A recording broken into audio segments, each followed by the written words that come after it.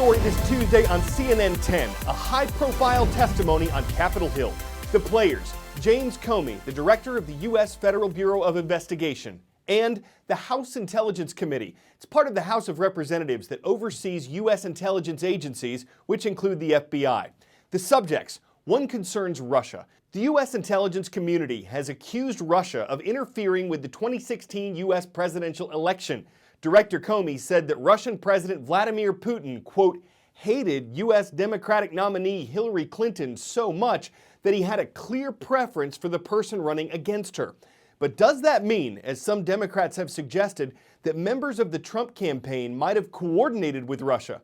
For the first time, Comey publicly addressed the issue.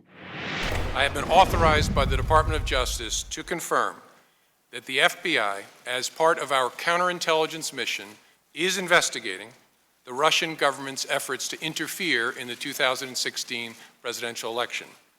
And that includes investigating the nature of any links between individuals associated with the Trump campaign and the Russian government, and whether there was any coordination between the campaign and Russia's efforts. As with any counterintelligence investigation, this will also include an assessment of whether any crimes were committed. Russia has denied meddling in the American election, and the White House has denied that the Trump campaign colluded with Russia, saying several government intelligence officials have previously looked into this and found no evidence of it.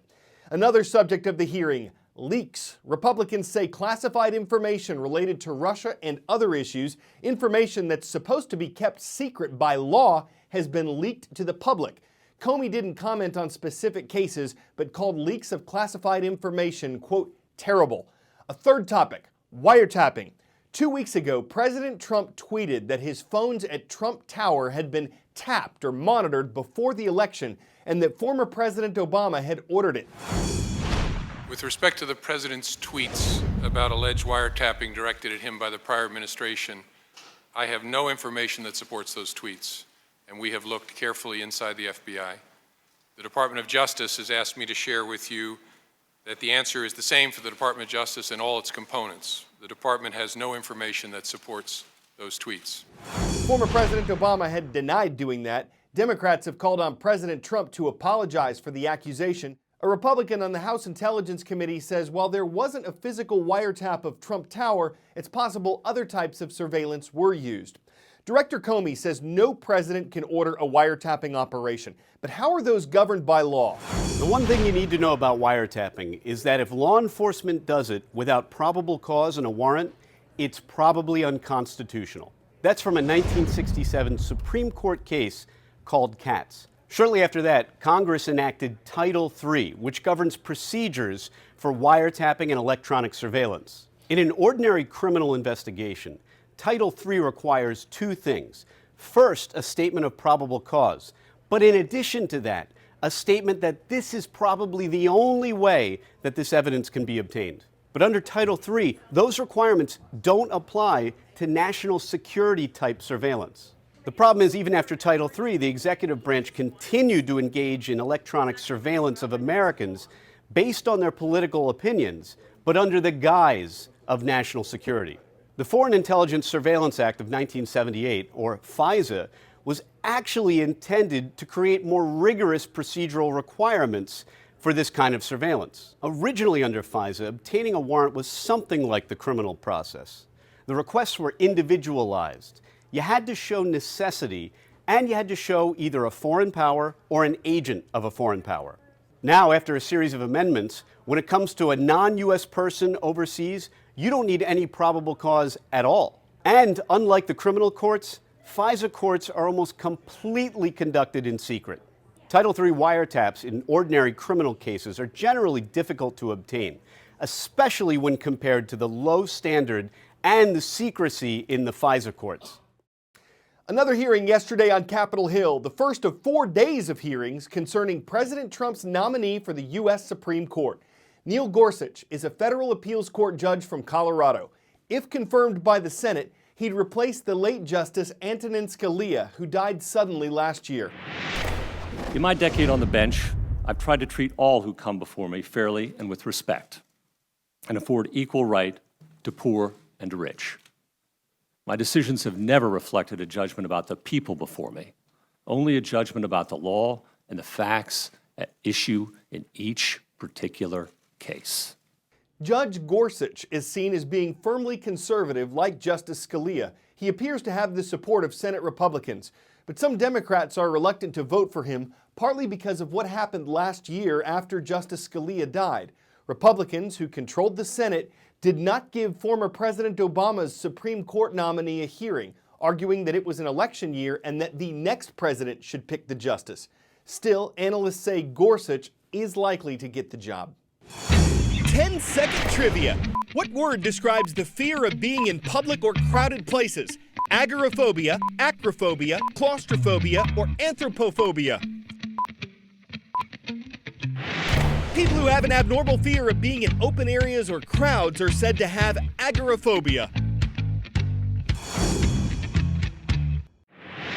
But could virtual reality headsets be used to help people overcome that, or any of those other phobias? We've reported on how the relatively new technology has gotten off to a slow start, with analysts being pretty unimpressed with sales so far, though many gamers seem to love it. Could virtual reality's potential beyond gaming have an effect? Oh, yeah. Do you have any fears? Flying, heights, toilets? A startup here in Barcelona called Sios wants to help people get over those fears using virtual reality as part of what's known as exposure therapy. My fear? Heights. Have anything for that? Of course.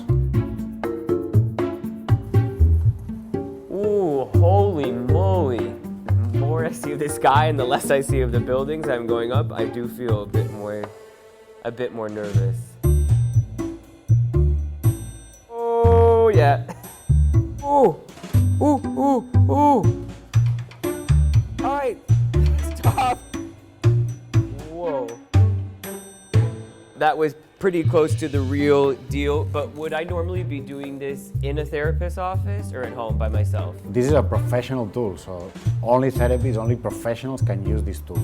Everything is put on the screen, on the control panel for the therapist, so they can change the experience and they can customize the experience according to the patient's reaction. What are the different phobias or conditions that you're trying to treat with this? We treat specific phobias, like fear of flying, generalist anxiety, social anxiety, agoraphobia. What about fear of spiders and snakes? Yeah, we have that. Not snakes, spiders. And this time is going to be a 360 video. Well, I don't have agoraphobia, but I do feel like I'm right in the middle of the crowd in the subway, people coming by, heading toward the escalators. And so when you're developing these 3D environments, are you working in conjunction with therapists as you design? Yeah, we have psychologists and psychiatrists on the team, and they pre-design the treatment and the needs of the scenarios, and then the developers come in and they just develop what the professionals say. And for some people, does this not work? Yeah, for some people this doesn't work. And for other people, do they do this and then graduate to doing it in real life? That's the final goal, of course, helping patients face the real situation and be okay. Oh my God, the guy next to me is terrified. Dude, it'll be all right. Here, hold my hand. I'll help you.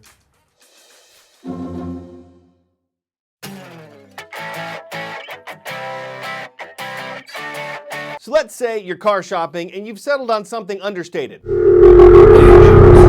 While you were distracted with the Continental Convention. Yes, it was a trap. My fuel agents used your time travel device to travel back in time to capture the first 4 presidents.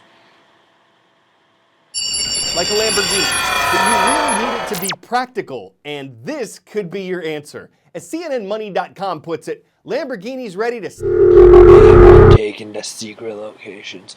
You will never find them. History is now ours to write, and with no advance knowledge of these presidents or their history, there's nothing you can do to stop us. settle down and have kids. The Urus, expected to go on sale next year, is a 4-door crossover SUV, and it could fit 4 adults, assuming one of them has between $150,000 and $200,000 for a car. Now, some might lambaste the idea of getting a vehicle for the price of a house. Most don't have the buying power for that horsepower, but for well-heeled officials, Your history is lost now, unless you can use clues to find the presidents in the next 45 minutes. aficionados who find it aficionado taking this bull by the horns is something you're assured will happen, and I wouldn't mind a bit if they were to Lamborghini one. I'm Carl Azus for CNN10.